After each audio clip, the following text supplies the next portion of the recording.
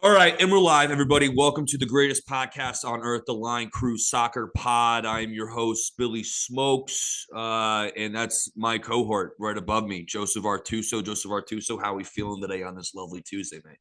Oh, I'm doing pretty good, William. My bank account is doing a little bit better this week after last week's debacle Wish I could at say the same. the yeah. Wish I could say the The same. bookie's liking us this year Yeah, though. I mean, I remember my whole. I watched back our episode because I'm a fucking narcissist, but I watched back at the episode and I laughed at the fact that I said I'm going to burn the book down. Um, and I'm just going to lay waste to our bookie, but it went the other way around. He laid wasted to me. I'm absolutely fucking awful. We can go through the records more in depth as we get into the episode. But that kind of leads me off to the first game we're going to review. Everton versus Villa, Joe. 2-1. You guys were in the game. You guys were creating chances even without a striker. I mean, Anthony Gordon and it looked like Damari Gray were kind of showing some positional adaptiveness, how they can kind of both play through the middle. Not well, but they were both doing it. Um, but it just screams this team needs a guy to lead the line, and that guy is definitely not Solomon Rondon. He's laughable. I even texted you when he came on the pitch, and I was like, "Don't worry, mate. Solomon's got it." But how bad does this team need DCL to come back? Like how Uh urgent is that? so bad. So bad. And I mean, I think it's just one of those situations too where, you know, DCL is made of glass. One could make a solid. I mean, you Do look you, at the last. Hold on, real quick question. Do you think that his knees are deteriorating because he's walking on a runway at Vogue every other weekend, or is that something that shouldn't be really be taken into account? Nah, dude. No, It's okay. it's it's more just, he's one of those guys, that probably needs to take care of his body a little bit better. He's still really young though. Hopefully it's not a forever issue, but also like we were covered a lot by Richarlison being able to play the wing and the nine last year. Mm, He kind of slotted in whenever DCL was out, and obviously we didn't do too hot last year. But I mean, end of the day, you're spot on. I think we definitely do need to bring in a striker. I think also though, Everton's playing an interesting game here because they know that DCL is going to be back and he's our number nine. And so who do you bring in that's going to accept the fact that they're going to play maybe a quarter of the season? or do you guys Uh, go two strikers? I We've don't seen think it. so. We've seen it done in the past. You guys did that in the past with Richie and DCL, and that was actually pretty. Didn't isn't that how Ancelotti played too? Didn't he play both Richie and DCL as a striker? Yeah, but Ancelotti played the 4-4-2, and Lamps is trying to play that like 3-4-3 Mm. type of formation. And I think more than anything, I really like the idea of Gordon out on the wing with whoever you want to put out there. Like Gordon would be on the left wing preferably, I and choose McNeil would Dwight. be Yeah, I choose Dwight over yeah, Damari. Have Damari come in just exactly. because, like, if the game is kind of lagging and you guys need an injection of pace, that's all he's going to bring to the table, really. Um, Yeah. he had a pretty bad game. He gave the ball away a lot, and his movement wasn't great. And he had just his touches, dude. He has some heavy ass feet, bro. I think it's one of those things He too got though some where fucking like cinder block feet. when was he's never played in a team where he has to like actually be creative. Yeah, He's always just been in the team where he's just running around. yeah. I think it's kind of Leicester in Leverkusen. I mean, his job at Leicester was just give the ball to Jamie Vardy. Like that was and just then feed Jamie. also like McNeil is just he was playing at Burnley for his whole career. Yeah, dude. And I mean like I think Frank isn't going to be sold on these guys completely. Like I think Damari is a stopgap. I'd like McNeil in the long term, but I think Damari has maybe one or two more seasons here as a substitute, and he'll probably look for first team football somewhere else. But I also see Gordon has been in the transfer news recently, and we were talking about it before we started. He's untouchable, I think, He has going to be. forward. He's a I homegrown mean, kid too. he Like grew he up right literally down the grew up in street the from, shadows of Goodison Park. yeah, he could hear the roars of Goodison from his house. Yeah. The kid is built to be an Everton Yeah. Like star. he's through and through an Everton toffee. Like and all that doesn't Yeah. make any sense because it was Chelsea who threw in what you said 50 million for him. It was a $53 million offer according to Fabs was rejected Doesn't make today. any sense though. He's obviously $53 million for cover Yeah. just for depth. That doesn't make any sense. I mean, Chelsea. I mean, we can get into Chelsea later when we talk about the Tottenham game because that game was fucking amazing. But before we switch, I want to shake your hand. yeah, before we switch games, I just want to touch on Alex Iwobi. How Oh, fucking good yeah. that man has been because we used to call him Alex Iwoti because he was just the worst of all time. But now it's Alex Iwobinho, and he's fucking brilliant as that pivot, bro. Like he gave the ball away what one time that I can remember, but every single time that he Maybe was on once the or ball, twice. he was just feeding these beautiful passes. He spread play around. He progressed play. He also broke it up a lot. I mean, there are a lot of Villa Yeah. counterattacks that he just stuck his big fat foot in there. And he just was breaking it, and then he would just spray it out to either Dwight McNeil or Anthony Gordon.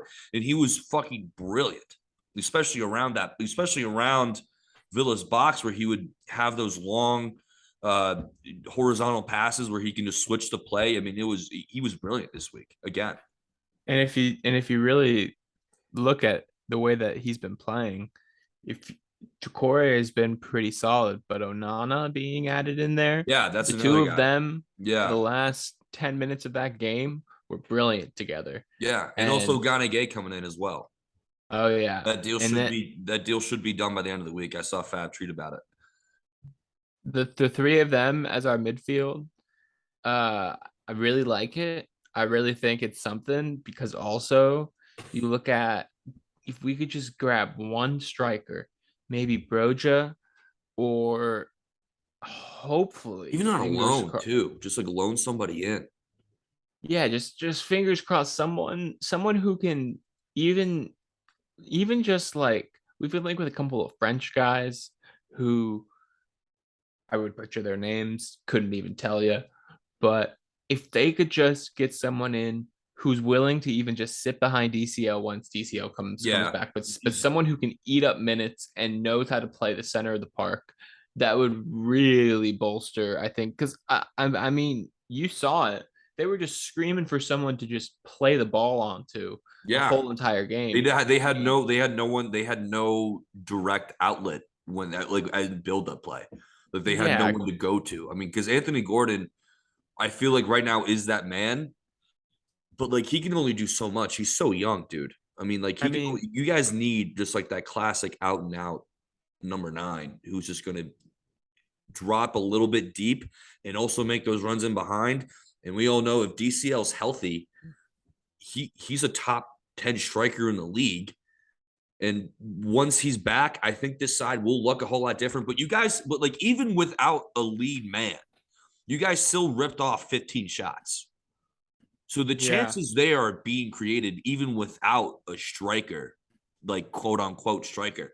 But yeah, no, I agree. You guys need a guy who's better than Rondon, who is not hard to find, and who's a little bit worse than DCL. So they're okay mentally with, like you said, just to eat up minutes, come off the bench, and just kind of be a band-aid almost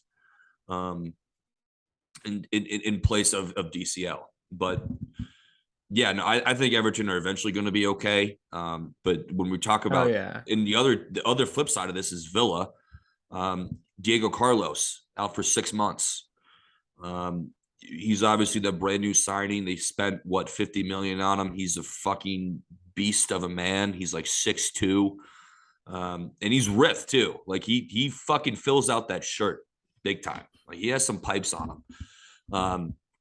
But they have a They're gonna have, gauntlet coming up. Villa has yeah. a gauntlet. They have to play. They're away at Palace, against Arsenal, at home versus West Ham, and then they're away at City.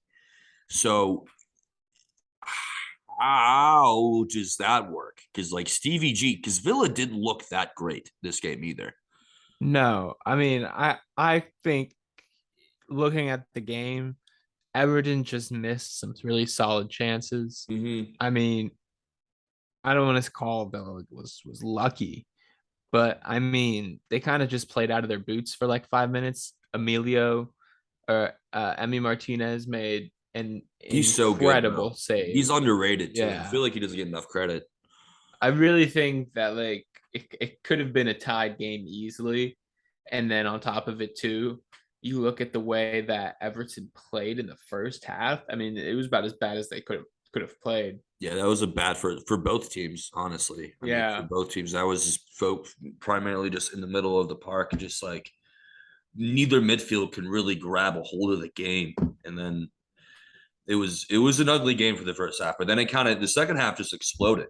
Like that, the Yeah. Onana forced an own goal from former Toffee Luca Dine, and that killed my under. I threw my phone at the wall. I was so fucking pissed. I almost blew up a nursery. That was really bad. Um, but yeah, I mean, Everton. Like I said, Everton's going to be okay, but I'm more honestly worried about Villa coming up with this fucking gauntlet they have, and like I think that Stevie G take you had a couple. What I think it was last episode or the episode before. He could be the first manager to go Yeah. because if they I look like mean, this, because we'll get into Arsenal later, but if they look like this against Arsenal or even Palace, especially City, like they're going to lose 3-0. Like easily. it's not going to be good. Easily. I mean, Everton's probably staring like a 12th place finish in the face this year. And Villa had way higher expectations than that. I Especially for mean, me. Lamps. Oh, yeah. But I mean, like, even from their own fans, I mean, I think they were expecting the top eight finish this year.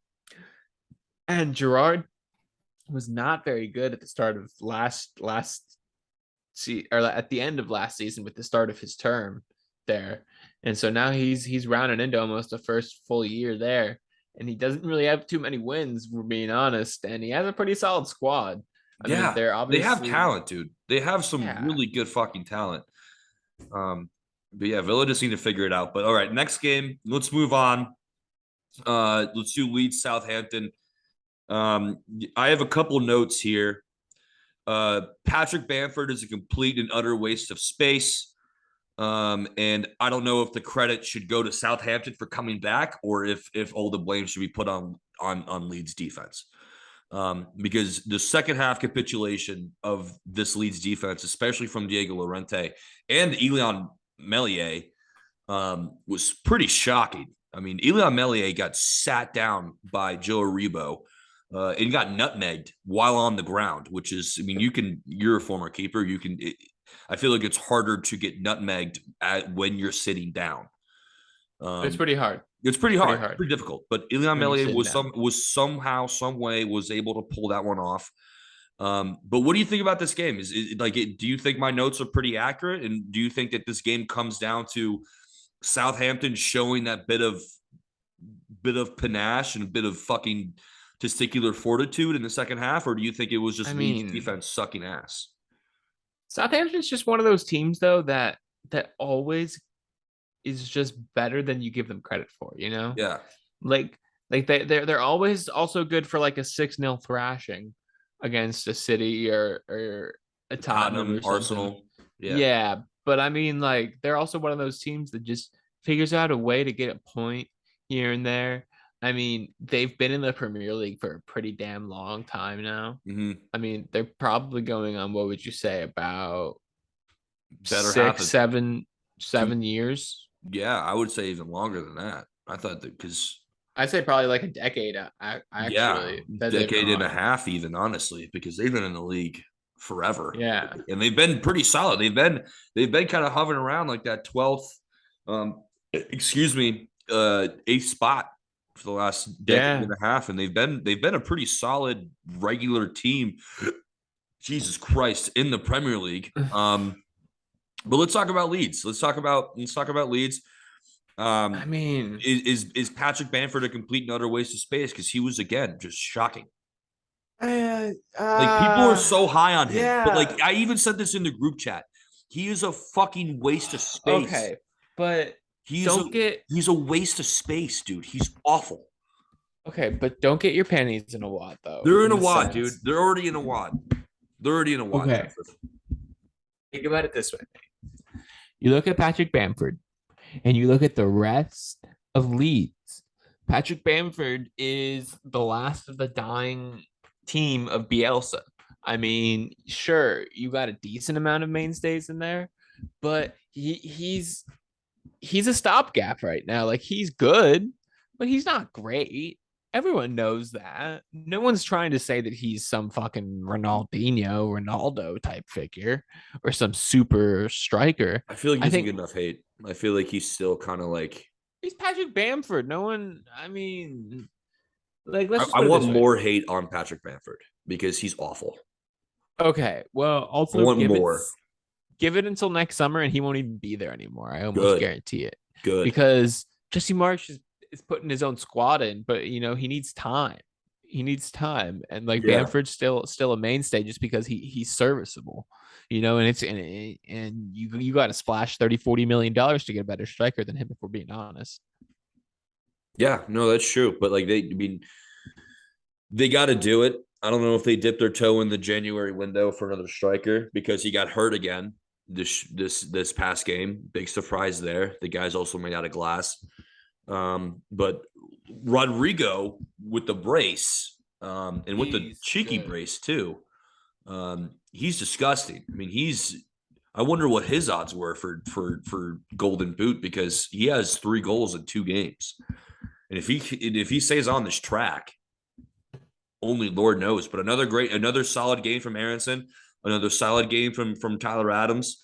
So I think Leeds are definitely on that road to finish in the top 10 for sure. Especially when people were shitting on them and saying they're going to get relegated, which is just absolutely shocking, and they don't have any faith in America. So, and they're all just a bunch of fucking communists. But do you want to talk about Man U versus Brentford now, or do you want to just say that for later? Let's rip off the Band-Aid now, man. All right. Let's just well, let's talk about it. Let's talk about it now. Yeah, okay. Let's talk about it. Go ahead. Brentford was plus 280, and you took them first half and the money line. And I just have to say, William, congratulations. Thank all you. the people out there. Thank you. That was one of the 2 bets that I won this weekend. But also, well, 2 of the 3 actually. 2 of the 3 bets I won this weekend. All 3 were on Brentford actually, because you put in the group chat the 3rd goal prop, and I slammed it. And then literally 5 minutes later, Ben Mee rubbed his nutsack all over Lisandro Martinez's face, which I feel like is definitely not going to be the last time that happens. I mean, the man. Oh, no. He is short. He is. But, okay. Really fucking tiny, bro. Okay, but like, hear me out here. If you're getting 3-on-1 in the box, I don't care if you're 6'5" or 5'8". Like you're fucked. And I mean, like all the people who Ten Hag hasn't brought in himself don't even act like they're trying.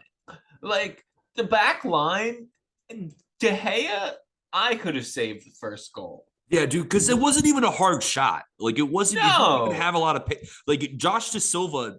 Like he snuffed it, and he'd still just like he was playing patty cake with the fucking ball, and like he missed. The number one rule is get your freaking chest in front of the ball before you try to save it. And De Gea just took the lazy way out and missed it. And then on top of it too, you look at guys like, Fred tries at least. I will give Fred that. Fred, he tries, but he's a shit. He's just not cut out for the way that they want to play. Same with Maguire. Same with um, uh, Luke Shaw. I mean, end of the day, like you also look at guys like Rashford. Who aren't Rashford's trying. a yeah, like he's He's a just not solid trying footballer, but he's not trying. Like he needs to go. They need to sell him. He's someone, by the way, for that I Everton. think yes, hot take. That would be great, actually. I mean, not to go back to Everton, but that'd be a nice little pickup Because the thing is, too, is because he's that the I main man think immediately. Like he's like he can also play through the middle as well. I think he would be perfect to be on the right hand side of Everton's attack, with being able to also play in the middle when DCL's out. But also, it's never going to happen. What I don't understand is why does Manchester United hold people hostage? That is my question. It is clear as day, William, that half of those guys don't want to be there. And I Yeah. know that if they just asked to leave, they'd get offers, but Manchester United would never accept it because they don't want to see their number 10 get sold for $25 million to a rival. But I just don't understand. You know, like they're literally sacrificing guys' careers just so that they don't feel embarrassed. And it's just dumb business, you Yeah. know? Yeah. And like they need that investment as well. But um I forget, I think it was Elliot who said in the group chat, shout out Elliot. Um I- is there is Ten Hag being forced to play Luke Shaw, Scott McTominay, Maguire, like Oh Fernandez? Like no, Fernandez should have been dropped. Maguire should be dropped permanently, and I so think the back line and should just be I Varane and Martinez. Elliot and I were actually talking. Yeah, so I asked Elliot about that for like Maguire because I was saying he's so bad. He can't man mark. He can't play a pass out of the back. All he's really good for is just balls over the top. He can head it out. But like besides that, he's not a very good defender. And I just don't No, understand how he's gone through 3 or 4 managers now, and he's still like repeatedly starting every yeah, single game. And I mean, then like I think Bruno's decent. I think that he's just a fucking pansy bitch. yeah, well, he's He's just a just pansy bitch yeah, boy. yeah, exactly. Like I think a lot of these guys signed up for something that they're not getting, and now they're all just rebelling. And I think Ten Hag honestly needs to just clean house and start over. Because I mean, you look at half of these guys. Some of these guys are still Jose Mourinho bring players. I mean, you really can't expect anything to happen when you got guys from 4 managers ago and you refuse to sell them just based off of the pure fact that like I don't know, they sell a lot of shirts. Like sure, Rashford's a great person and I love Rashford on Manchester United. Feeds a lot of But kids. yeah, but fucking free Feeds a my lot of kids. man. Yeah, Free my man. I mean, look yeah. at Martial. They'll only loan him because they don't want to let him go for some reason. But end of the He's not even day, that good. That's the thing. exactly. He's not even that good. But I don't know. Like, do you think this is now going to taint the Eredivisie, like the Dutch league, because Ten Hag No, is not up to no, because snuff? Like, is it the play? Is it just the? You think it's purely just the players and not yeah, Ten Hag? Like, purely. obviously, like I think Ten Hag made some mistakes. I think that he should have taken out Maguire at halftime. I think he should have taken Bruno Fernandez out at halftime, and then he replaces them with Scott McTominay. And I don't even think Ericsson should have been a 6 this week. He was playing a 6. Ericsson's Okay, not a 6. but like you look at the way that Ten Hag plays, and you look at what happened when let's just use Klopp for instance in his first Liverpool roster. If we pulled up Klopp's first Liverpool roster right now, you'd say who the fuck are half of these guys? You know, Fabio Barini, Ricky Lambert, that's what I'm saying. fucking Daniel Agger, And yeah, and so Ragnar like Klavan. Yeah. and so like of course United's above half the guys that like you just mentioned that were playing like fucking McTominay, Luke Shaw, Juan Bissaka should be nowhere near even consideration for right Mm-mm. back, They need let a right alone back too. let alone Diego Dallo His beating him ass. out. He's a black He's a hole, bro. black hole. He's a Yeah. fucking black hole. No. But dude, like, It's why even buy a left back if you're not going to play him? Like Tyro Malaysia, he's not like he cannot be as bad as Luke Shaw. There's just no fucking way. well, yeah, but also end of the day, Luke Shaw's England's left back. So in Manchester Shut United's up. eyes, But they fucking sell jerseys. That's what it has to be. End of the day. You can't convince me otherwise that United isn't doing this for some type of commercial benefit or something, because the fact that they've gone through 4 managers now and every single one starts them every single game and underperforms and gets fired and wonders why they keep getting fired. I mean, it has to be some type of upper management decision to be starting these guys.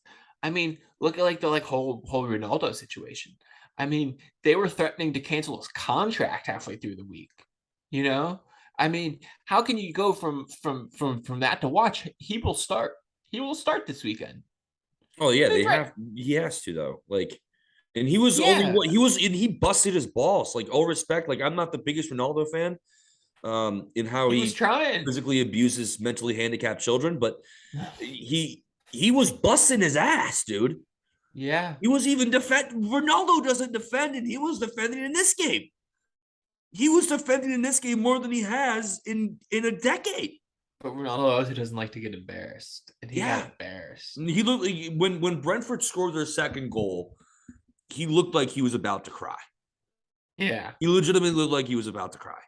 yeah, And it also that second goal that leads me to my next point. I mean, that's also indirectly Maguire's fault for being so shit. But he was wide open, and De Gea didn't want to play the ball to him.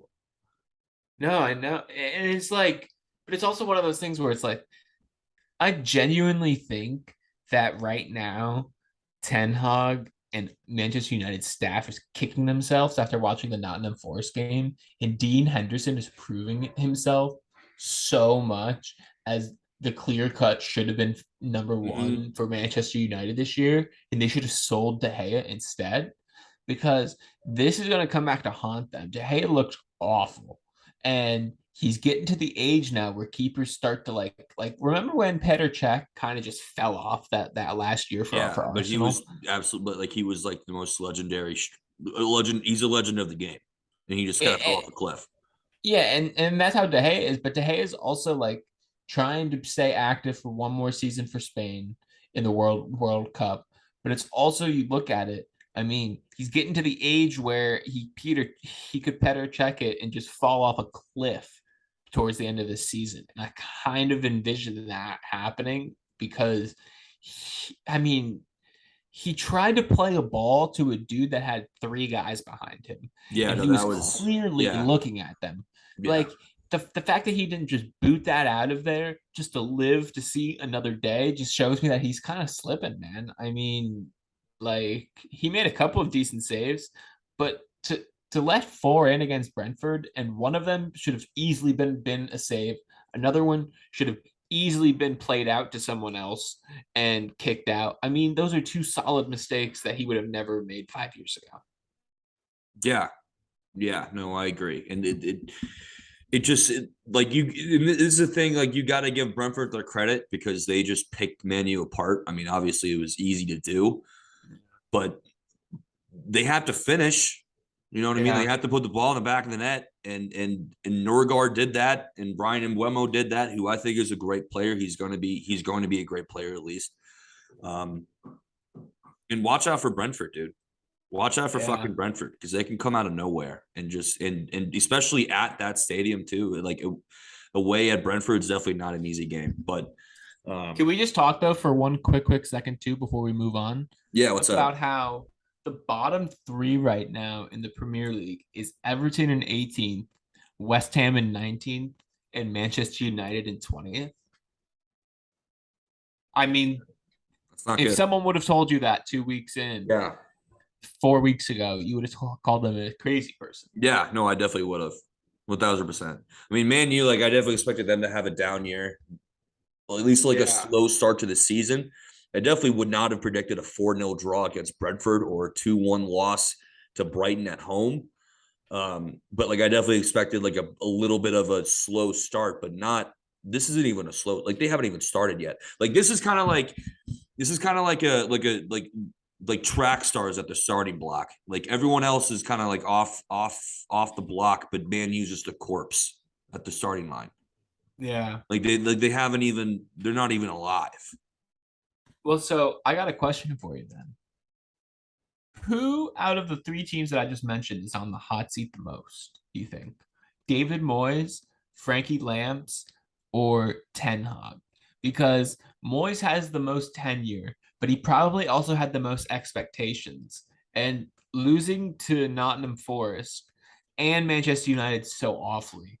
I mean, he could be looking at the hot seat where someone could look at Lamps and think that he's untouchable, which I personally think that. I'm a I little do as biased, well. obviously, I do as but I well. think that he goes a full season before he gets judged next. I think next year Yeah. is his hot seat season. But do you look at Ten Hag as the hottest seat there, or do you think Moyes is in a hotter seat? No, honestly, I'm gonna have to go with Ten Hag. I think he's a good manager, but I think that just the expectation for Man U is just so high, Yeah. and like they're definitely not a Chelsea when it comes to just like the managerial position, just a fucking revolving door. They're not that, but I just think that they need um a place to put the blame, and like you said, they kind of just went in and like how they don't want to sell players, especially when they don't want to be there. So like, new manager, no problem. Um, Yeah. but it's not even Ten Hag's fault, dude. Like it's not even his fault. Like he definitely has some admittance of guilt in this because he made some substitutions that were not even like way past questionable. But like he needs his own players, and they're not linked with the right guys at all. Like I said, they're linked with Arnautovic, who's a confirmed Nazi, and also 32, and played in the Premier League, but played for Stoke. And then the thing is, their recruiting department, like it goes so high up that it's not even just on like the on pitch performance. It goes all the way to the recruiting department and obviously the Glazers.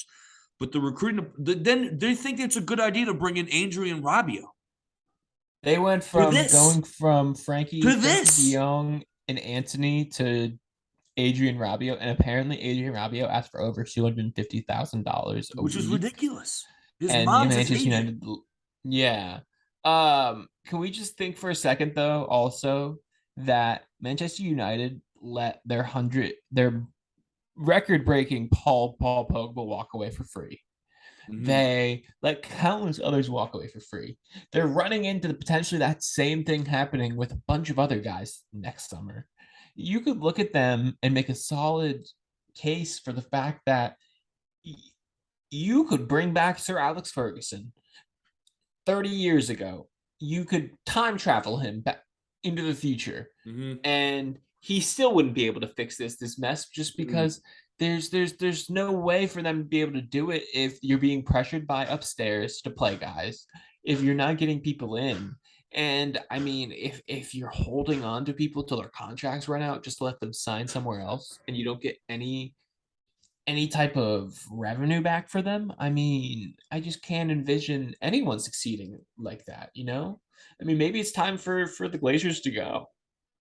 Yeah, that's a great little transition because I think that Manchester outside of Old Trafford is going to look like a Norwich City game with all that green and yellow because there's going to be some serious protests going on, and rightfully so.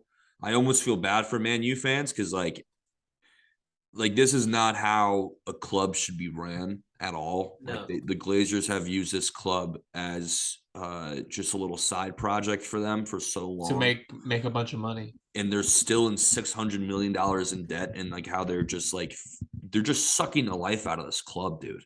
And like Man U, like sure, I hate Man U, but they're good for the game. Like when Man U is good, it's good for the game. You know what I mean? Like because Yeah. Man U is still one of the biggest clubs in the world and arguably the most historical in all of England. So when you see a club like that just like struggle this much, like it's almost like, damn, bro, like as a Liverpool fan, like I almost don't even want this to be this bad. Oh, I agree, You know mate. what I I mean? mean, Like, I like kind of look at it like this might be a good transition to the next game that like we can talk about. But like you look at Arsenal right now being second in the league mhm. with a number 9 who's just dominating in Gabriel Jesus. That's so good for the game. It's Yeah, so great to have a big London club just be dominating again. You know, they when was the last time Arsenal put 4 past a solid Leicester squad just easily, you know? mhm. And I It think was Manchester easy. United Yeah, it was easy. and like I just think Manchester United is like that to your point where it's like they need to be beating Brentford 4-0. You know, Mhm. like it needs to be the like type of thing where you go, oh yeah, United's I mean they have 20 league titles. 20. That's like 7 more than I think second place. I mean, you look at you like it's like the Yankees being one of the worst teams in baseball. It's just never gonna happen. Mhm. And you know, Ronaldo probably makes as much money as the entire Brentford team per week. I mean, Brentford squad is solid, but I mean, Ronaldo's making £500,000 a week. Like, United needs to get their priorities in order. I think the Glazers are just so out of touch with reality Mhm. that you know you could even look at like Arsenal, where it's like one could say as an Arsenal fan, oh, we've been mismanaged by like the like Cronkies, but the Cronkies finally gave Arteta full on control. Yeah, and And you're not hearing Cronky out anymore. yeah, no, You're not hearing that anymore. because they look phenomenal. And Yeah. you know, I just think that like people give American owners so much slack and or so much like just hate, and some of it is really justified, but Mhm. also like some of them have really learned, you know. And like you look at Mhm. like the like Cronkies and the Fenway Sports Group, like those guys have figured out how to run a football club. And you look at the Glazers, they haven't been successful at all unless they literally had the all-time leading goal scorer in Wayne fucking Rooney, and when they had Sir Alex Ferguson running them. And Mhm. that's it. That's the only time they've ever been successful. Yeah. And like they're really living up to the name marketing FC where you like I've said Yeah. this before and you've said it before where they're bringing in guys and keeping guys just to sell shirts. Like just to sell like the Ronaldo purchase was a panic buy last season in the first place. And And it's terrible. it's awful like for the squad because did you see him? This is like the last thing I'll say about Man U because we got to move on. But did you see him step over Marcus Rashford to get a bottle of water?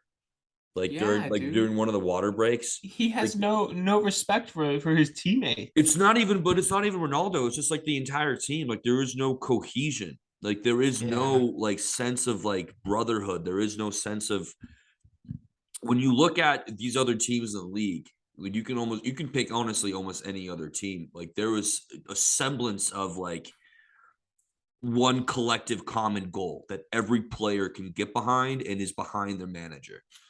Um, and there's negative amounts of that at United right now. And I think that I don't even know the first thing they got to do, they got to just strip everything down to its core. They got to get rid of Yeah. everybody, especially in the front office, and then bring in. They need a new recruiting director. They need new owners. They need owners that actually care about the sport and care about the team. And the Glazers just don't do that. But that's. Do you have anything else on United? I mean, I'll just say one last thing on them. I think Everton showed last year that it doesn't matter how good your squad is, how big your squad is. You can get stuck in a relegation fight pretty easily. I Yeah. mean, I think I don't think United's quite yet in the panic button. We need to start winning games yet. Obviously, we're only 2 weeks in. But if they get to November and they're not past 15th place, 14th place, I think it's serious panic mode because they don't have the type of players that are going to get in and dig in for the second half of the season Mm-mm. when you Mm-mm. have a table right now where if you go and look at the like table, you have some teams that you're like, oh my gosh, you have 4 points right now And you look at Nottingham, who's really getting some serious guys in right now. They're kind of building something up. Emmanuel You look, Dennis, and they just got yeah, someone else in right now. I forget his name though. I'm spacing on his name. but then you also look at like teams like Bournemouth. I mean, sure, City ran them pretty solidly, but you know, Bournemouth isn't just going to roll over and die for Manchester United. That's And the thing, so, dude. Like in Man U, like they're just gonna roll over and die. Like I said, like they're yeah, like every team is at the starting block right now, and they're just a fucking corpse. yeah. Like they haven't even shown signs of life. But okay, that's it for Man U. Rant over. Um, Let's talk real quick about the Nottingham Forest West Ham game, though, if yeah, you this don't game was mind. fucking annoying as shit because you and I both had West Ham. Yeah. Um, It should you have and I been both had West 4-1. Ham. It should Should have have been been 4-1. 4-1. Just Declan Rice should never take another penalty in his entire life because that was the weakest Yeah, that penalty I was think I've bad. ever watched from a professional footballer. Dean Henderson and the post. You said it best in the group chat. Dean Henderson and the post. They should get man of the match Yeah. for Nottingham because West Ham had what like 3 chances that hit the bar and 2 of them were from Suchek. Um, Yeah. but we should have taken more into account that like excuse me, you said the best last pod. This is Nottingham's Forest back. I like the name the crazy trees. I like the nickname people are giving them, the crazy trees. I like that a lot. Um, but this is their first game back in the Prem at home in the last what, like you said, 30 years, something like that. I think it was 27 years since the last Yeah. time they played in the Premier League. So I like mean, why the fuck did we fade that?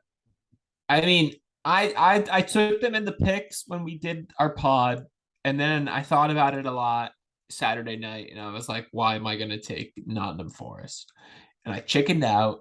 And I'll tell you what, it was one of the worst decisions I could have made at plus 380. They were free money. I mean, that place was shaking. The announcers were screaming at the top of their lungs to just be heard in the Mm-hmm. first 15 minutes. I Mm-hmm. mean, those people, they were talking about how they were interviewing guys the day before, and there were some fans that were saying that their granddad brought them to the first Premier League game in 1992, and they hadn't been able to bring their kids, and now they're bringing their grandkids and their kid to their first Premier League game as a Nottingham Forest fan.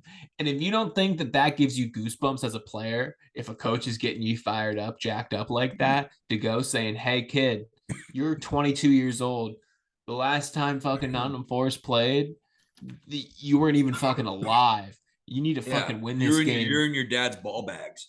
Yeah, you need to fucking win this game for the fucking grandpas out there that are fucking Yeah, watching you." I'd run through a fucking wall. 1000%. Yeah, no, dude, Nottingham Forest. I it, Nico Williams is a tank. Yeah. He had an off the line clearance. It's sad that he just didn't really find his footing in the Liverpool shirt because he's a player. He's a Premier League talent for sure. Um, but Yeah. for me he was like the actual man of the match. Um, they need midfield though because West Ham, Declan Rice and Thomas Suchek, they were just running free in the middle of the park against Nottingham Forest. There was no midfield Yeah. whatsoever for Nottingham. It was just like that crowd was like the 12th and the 13th man all at the same time. Like it was just so fucking raucous there that the West Ham just couldn't, they just weren't clinical enough. Um, and I love, this is a big handshake podcast episode because we had the handshake with Conte and Tuchel coming up. But did you see David Moyes not even look Steve Cooper in the eye in that handshake? David Moyes, Was so I fucking think pissed. I think West Ham's He gonna be was one of so those pissed. teams that could win like 7 or 8 games in a row after this. Because I think David Moyes is about to just revitalize the entire squad. Because now that Samaka is kind of He's better than integrated. Mikel Antonio as well. Oh yeah, He's head and shoulders Antonio's above Antonio. out Antonio's of the awful. squad. I think also Buendia has played his way into the squad.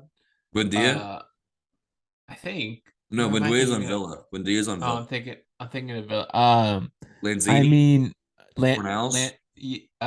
Lanzini has played his way back into the Oh yeah, squad, he's good. He's solid. I like him on Liverpool, but honestly. yeah, well, I think We'll he's get into that just later. too. Yeah. But I think end of the day, West Ham finishes like top 12. I think they started off Oh rough yeah. to the year This though. yeah. I think though natural transition. I think a team that needs to be worried right now is your fucking Liverpool We're boys. talking Liverpool But Palace now. Fuck. Okay. yeah, we'll save Chelsea Tottenham for last. All right. All right. All right. Yeah, I wasn't good. We're in a bit of trouble. I looked at the bench and we just had nothing. Yeah. Nothing. No bench whatsoever. Defense. We had two Defense. 18-year-olds on the bench, and Klopp hates kids under the age of 20. So um like the most attacking player that we had was Fabio Carvalho, who tried. Like he tried, and like he's okay. Like I honestly think that he's going to be solid cover, and like he's definitely the future of this midfield. I think like the talent's there. It's just going to take some time. Fuck, I just got chat, but I think that what it is, like we need a striker who can also play winger and another number 8 I because mean, I think too though that you guys like I didn't watch the game live, but judging from the highlights, you guys are one of those teams this year that it's just it's not that you guys aren't good per se, no, right? we're yeah, But for sure. like We're good. but like you guys are breaking in basically a front three that's brand new playing with each other. Yeah. Half of them don't even speak the same language. So Yeah. like Luis Diaz and Darwin Nunez do not speak English at all. Like yeah, they need Tiago to both translate for them. yeah. Like And then you also look at Salah. I mean, how is he supposed to communicate with them? And then on top of it, too, you just look at the aspect of I think Liverpool is going to be one of those squads that obviously is going to figure it out. And I think that they're an easy top 7 squad this year. But top 7, you're giving us that much I don't know if they're breathing room? top 4 lock just because hear me out.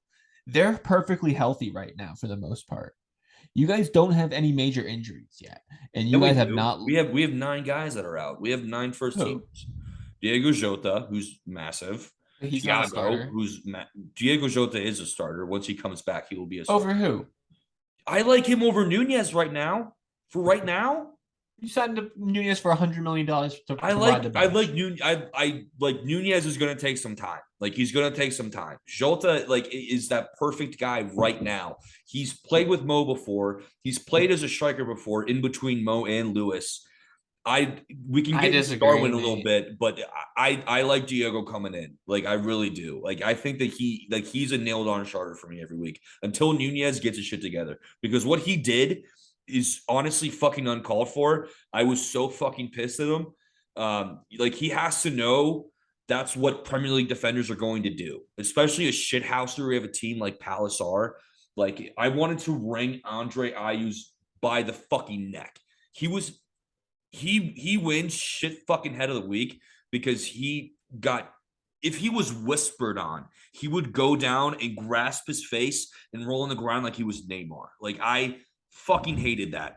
Um I don't disagree, Nunez, but go I ahead. just I just think that like last year you guys call or you would call Liverpool mentality monsters, right? I And would. And I just we showed that this week. We were mentality monsters. I We didn't get mean the win, but do we look better with 10 men? no, I know, but like what Like I'm about to say is more just like I don't think you guys have that killer edge anymore that you guys used to have, where you walk into a stadium and you're the clear cut best team out there. Like you guys are definitely still a really solid top 5, top 7 squad. But dude, like those are 2 games against Fulham and uh Crystal Palace that you guys would have easily won 3-1 last year. Or, you guys would have won the Fulham game easily last year.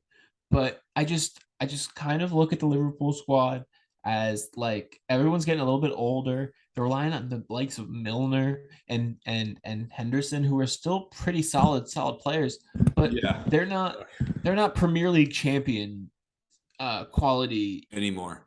first teamers. Yeah. Like I mean, Thiago's solid too, and I know that like he's like out, but like you really gonna tell me that Thiago is the solid difference in all of these games? Because in my opinion, he's not. Like you guys need like a Jude Bellingham type to play in the midfield. Yeah, but we're just not gonna splash that cash this transfer Yeah, window. And the only thing is like his fee's only gonna go up. Like he's a yeah. 100 million right now. Like what is it gonna be next summer? Oh, 120? he's 100 untouchable like unless you can get him for like a free off of him, but he like has just like 3 years left on refusing. his contract still. He's signed in, like he's signed to Dortmund. Yeah, he's stuck there. So I I don't mean know. until like another guy, the thing is like I don't want us to make a panic purchase though. Like I want us to get the right guy in. And like once some people come back from injury, and I think that we're going to see a more cohesive unit in like more of Liverpool of old, at least of the last half decade. But right now, I think it's like I think the entire team is just so focused on getting Nunez into the game and involved in the game that like they're trying too hard to get to him. Like they're trying too hard to feed the ball to him. And Nunez was also trying way too hard. Like he just did too much. Like he's trying to he wants so bad. And like I love this from him. Like he wants so bad to take his shirt off in front of the cop and wheel it around. Like I love that. But he like the talent, you need to score first, my guy. Like you need to score first. You need to bulge the net first. He missed 2 clear-cut chances. One of them was off the post, which is like just kind of unlucky, whatever.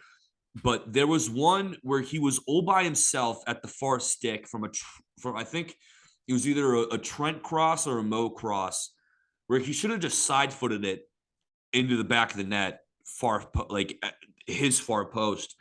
But he just got it all wrong. Like he's very clearly not settled in the squad yet. But like I said, like once he gets more settled in, and um once he figures out that he doesn't need to try as hard and just like play the game and let the game come to him, and once he figures out like how to not get provoked by Joachim Anderson, I think he'll be okay. Like I really do. Like I'm not panicking right now. We need to beat Man U, and um I think we will. Hot take, but we just need to reset. And like now that Bobby is going to come back into the squad and kind of be that main man again, at least through the middle, at least like I think that would be some familiarity with Luis Diaz and Mo. Like they know how each other play more than Darwin Nunez plays. You know what I mean? Like So one last question, and then we'll move on. Uh, would you say that there's any situation in which uh, Klopp openly regrets letting Mane go, oh just yeah, because? I 1000%. mean, this is just becoming one of those situations too, in my opinion, where you look at Nunez as potentially maybe the answer, but also Mane was the clear cut, probably second best player. Hi, Stell. In all of on all of Liverpool's squad. Mm-hmm. And I just look at him as someone who was so undervalued that So you undervalued. guys Yeah. like you guys aren't really gonna appreciate the aspect of him being in your squad until he's gone, like with this year, because he's the type of guy that would keep a cool head and figure out a way to get a goal That's against the a thing. Like Fulham, you know? he's not headbutting Joachim Anderson. Yeah, Like it's exactly. also because like obviously Sadio Mane is older, he's more experienced, he's been in the Premier League for a while. But like that's such a dumb hothead thing to do, bro. Like you just Yeah. let the entire and now he's out for 3 games. Yeah. Yeah, So I like mean, Bobby's hurt right now. Like who the fuck, unless if like we move Harvey to the right and Mo through the middle, and obviously you have Lewis on the left who was all over the pitch. mean, you probably noticed that from watching the highlights. He was all over the field, even defensively. Like he was more of a left back. Like he was dropping, like he was going all the way back to our 6 yard box to defend. Yeah. Well, Like and then even on also, counterattacks, like he was fucking all over the field. He was breaking up play. He looked like he was playing the six at sometimes. But I just want to say this: when Nunez went out, it looked like more classic Liverpool because it looked more like we had Trent and Costas at that point because Robo went out for an injury. He's fine though. They were inverted and we were looking for Mo Salah more, and Mo Salah was kind of like that main man again. But he just couldn't unlock that defense, dude. And like Luis Diaz, what a hit. yeah, I love that little Colombian. I think he has a fucking he is amazing good. career ahead of him at Liverpool. But let's move on. You get on Liverpool Palace.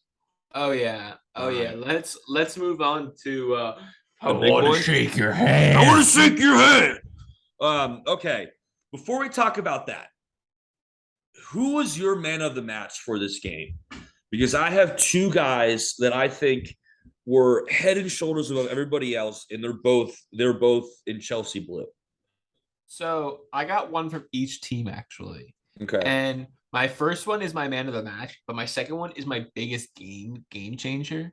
And so my first man of the match is going to be Cucurella because I thought that he really just like added something that Chelsea was missing last week against Everton, in that sense of someone who can just come off of the left-hand side, be that overlapping figure in that 3-4-3 formation, and kind of just really Cause control havoc. the game. Yeah. Yeah, and like he was just someone that like a lot of Chelsea's attack was going through him, Mm-hmm. just in terms of he would get up the field in those attacking positions and then feed it out into the middle of the pitch more. But my Tottenham player that I really thought changed the game on his substitute was Richarlison, honestly. Just because Tottenham was kind of lacking that like attacking third like threat. I mean, sure, they like had a decent amount of pressure throughout the counter, but when they got Richarlison on and they kind of threw him on that right hand side, slash like also they dropped Harry Kane a little bit further back and didn't Mm-hmm. rely on a him to like press up as much. I really liked how Tottenham looked when they had Kulevsky, Richarlison, Son, and Kane all on the field at the same exact time. That's a I thought nightmare, that's, dude. That's a I like how mean, do you yeah, they looked unstoppable. I mean, the amount of pace alone on the top three with Kane just feeding you balls, and then also you have the ability to feed it outside to one of either the wing backs or the wingers, and you can have Kane slot back into that number 9, and you basically have two strikers in Richie and Kane being up there for headers and poaching the ball. I mean, I can see why now they wanted Richarlison so bad. And I think honestly, those last 30 minutes of Tottenham was something that like Conte is gonna build on a lot, because I think next week we'll see Richarlison start. okay? And who do they have next week? Who does Tottenham have next week? I'm not quite I sure. can look. Hold on, give me 1 second. I can look for you. They have Wolves. Okay, I mean that's definitely not an easy game. Um, but yeah, I think. Do you think they eventually go to like a 4-4-2 with No. with Kane and Richie both playing into the through the middle? Maybe. No, I think they're gonna keep this 3-4-3 or 3-5-2 that they've been playing, Okay. with the back line of I think they've still been using Dyer, Sanchez, and here, let me pull up their schedule from, or their formation from last week. But just touching on that, I just want to touch on the Sergio Romero hair pull on Cucurella. Do you think that Sergio Romero took Cucurella out for dinner afterwards? Oh, he definitely He had to he have. da- Like oh, he had to have he helped had him to a buy little him like some like red lobster or bit. something, dude, at the very least. Because that was like that was so egregious. And Anthony Taylor, like I don't honest I honestly think that he shouldn't referee another game. like ever again Oh, he was because bad. that tackle on Benchicor was awful on Kai Havertz. That was egregious. There's some people on Twitter saying that he got the ball, but like he didn't get any of it. Um, that should have at least been a foul, but I don't think that was a direct causation of like Hoiberg equalizing. I think it was that goal was kind of more on Jorginho because like he was playing Techers like with himself like in the box. Yeah. And like Yeah. he just fucked up and it fell directly to Hoiberg. And if you let Hoiberg have a hit like that outside the box, it 9 times out of 10, it's at least on goal. Now, Like here's my question for Hoiberg you can hit though. them. Do you think that Tuchel was right to be upset at Conte for celebrating, even though it was a clear-cut foul? The Cucurella challenge, like the Cucurella on the Cucurella. No. On the missed pen or the missed call on the counterattack that when Tottenham someone had a slide tackle on Mason Mount, I want to say, and he took him out. We were just talking about it. On that first goal for Hoiberg. Oh yeah, Bentancur on Havertz. Yeah. Do you think that Conte should have been chewed out by a Tuchel like that for celebrating? No, because it's like, dude, celebrate your team's goal. And like also, like I said, I think the goal happened like 3 or 4 minutes after that tackle happened. That like it didn't really No, have a direct dude, it was more Jorginho's fault than anything. no, but I Like know, but like so like that goal happened directly after the foul. I It think was I it don't was know about that. Tottenham. I'm gonna Uh, disagree with you with that one because I think there was enough time that passed after I that. don't think Like, it so. should have been called a foul. It should have been called a foul. But Yeah, but I think I don't Tottenham. think the goal happened because of that. I'm not saying it happened exactly because of that. I'm more just saying Tottenham got the ball and then scored on the possession of getting the ball from that foul. Yeah, but like Chelsea also had like multiple chances of clearing that ball like outside their own, like out of their third after that happened. Like I said, Oh yeah, Jorginho was like playing Techers with himself, I like don't disagree. like I on just the 18-yard box line, and like then he just dropped the ball, and then Hoiberg just smacked it. so let's talk real quick though about the ending of that game. Yeah, it was wild. And do you think that that's an all-time classic? And do you think Oh, one that thousand percent. Honestly, finish your second question. Sorry, I got too eager. well, do you also think that it was one of those situations where Tuchel and Conte made it more of an all-time classic with their antics? Mm-hmm. Because when was the last time you ever saw Tuchel run down the side of the pitch like that Yeah, after a he's not an goal? emotional guy. Yeah, and I He's not mean an like emotional guy at all. Like he's definitely more of a reserved guy. But I think Tuchel did that because like just to rub one in Conte's face, like just to rub his nuts across his forehead a little bit. yeah. But that handshake was fucking like. Did you see the look on Conte's face, Oh, he was pissed. dude? He was pissed. Dude, that was so. But here's the question though: who would win the fight, Tuchel or Conte?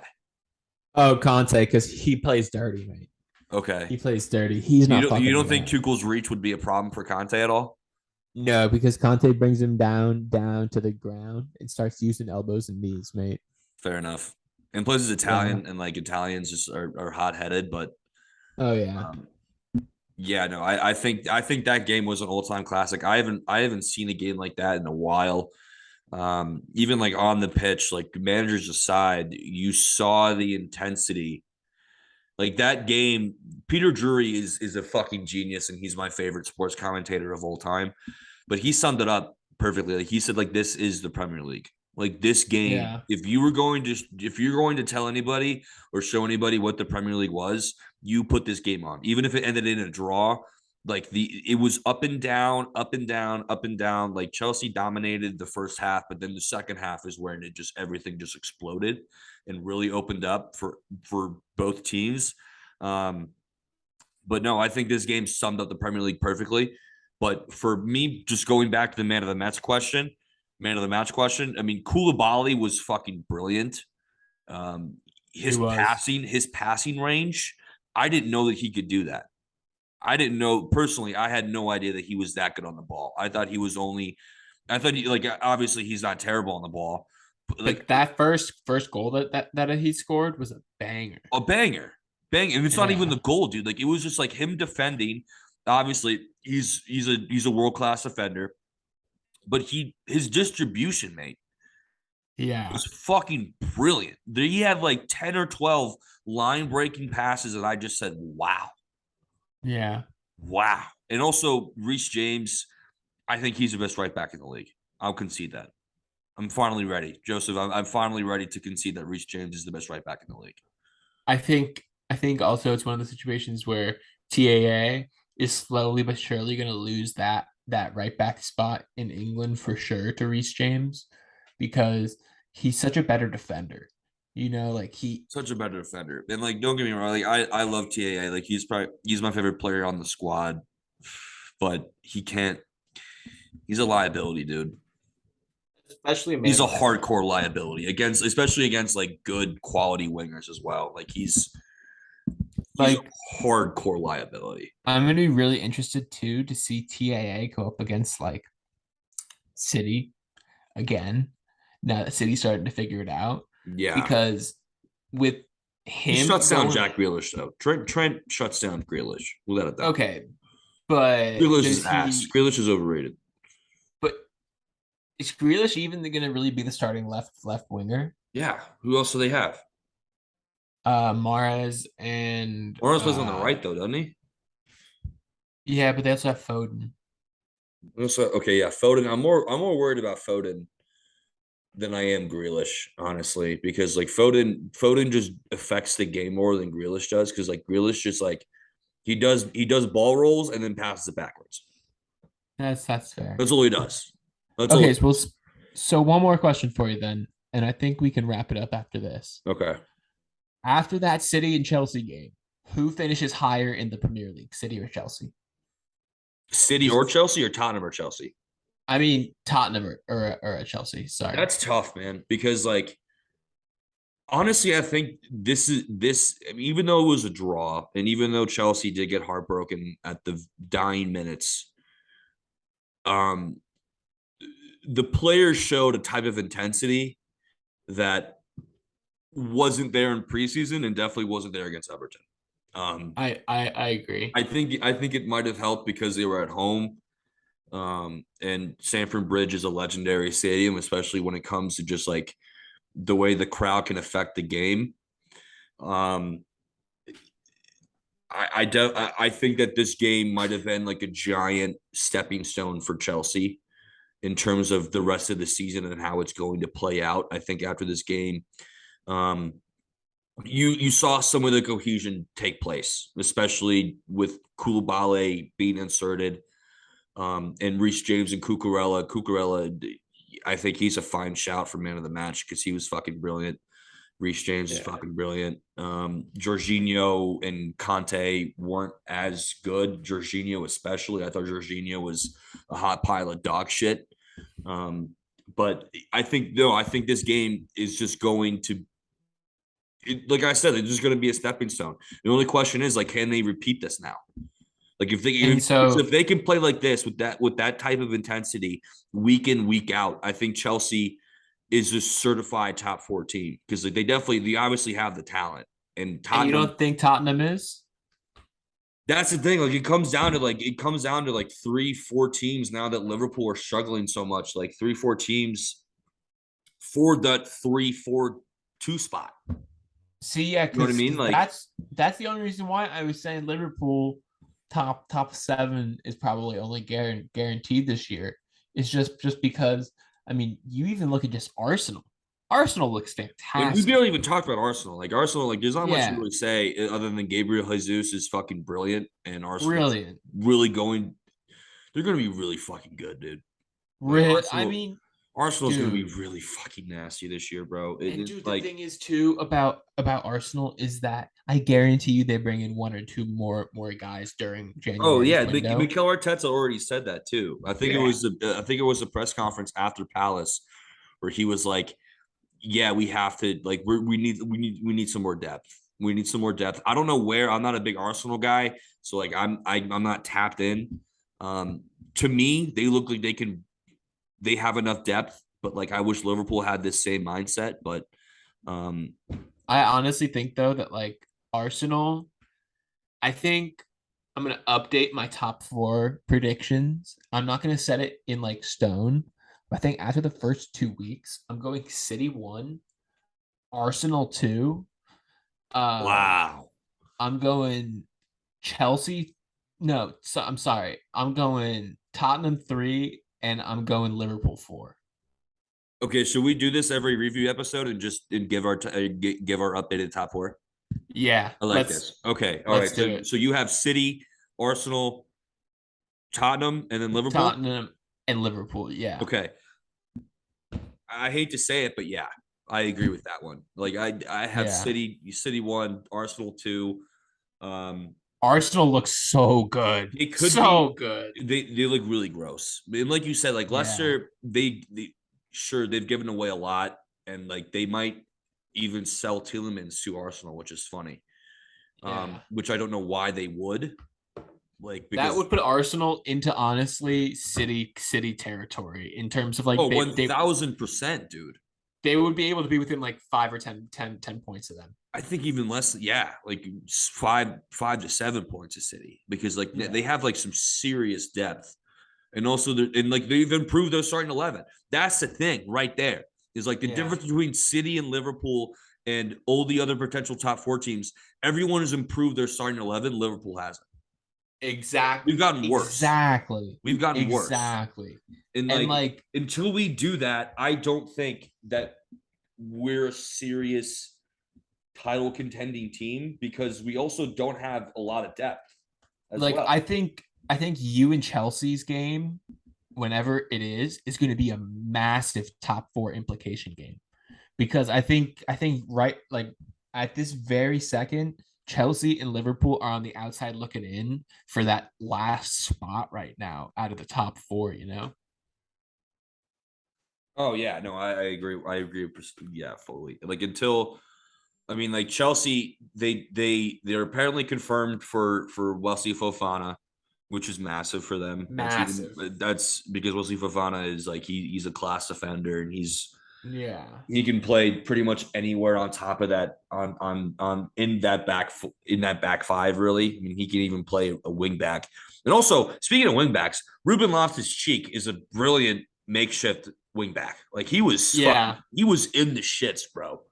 Like he was in the trenches. This might be one of the best 2 through like 10 table races in the last 10 years. Oh, dude, like once the league really starts to take shape, we're going to see some like serious competition, like all the way from like I think City is going to win the league pretty easily. Like I think they might even win by double-digit points, honestly, because like I agree. They're just that fucking good, and it's just going to be hard for anyone to really compete with them. I think that the Invincible season obviously is still it's still very possible. Shit, we're only 2 games in, but I just don't see anyone touching them. But yeah, I think the rest of the spots are just going to be so fucking competitive, and especially from like the top 4 to the top 12, like the separation of points, the differential in points is not going to be a whole lot. Like this is going to be the most competitive Premier League season we've seen in a long time, Joseph. I agree. And I think on that note, unless you have anything else to say, we're basically wrapped up with this review. Yeah, no, we are. I don't have anything else to really say. Liverpool needs to buy more players. They need same with Everton. They need same as Everton. Both our teams, both Merseyside teams need to dip their toes in the transfer market and fucking get their act together. But other than that, I think I'm solid. Joey, I'm good. You're good. Well, folks, shit, this guy's fucking asking for a birthday bonus. Fucking loser. Yeah, no, folks, thank you. Yeah, thank you for logging in. Thank you for checking in. Two favorite podcasters in the world, Joseph and myself. I can't really talk right now. I swear to God, I don't know what the fuck's going on. That's our preview at the end of the week. Thank you. Yeah, Joseph. We're gonna be releasing a preview that I'm dropping. But yeah, preview at the end of the week.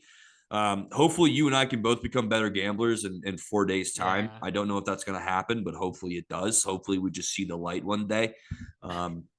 Football pod potentially this week if we can find stuff to talk about. We got to brainstorm some topics for that. But yeah, folks, thank you for chatting in. Joey, I'll talk to you probably tomorrow, bud, about the football pod. But thank you guys. Have a great fucking Monday. See you Friday for the preview pod. Bye.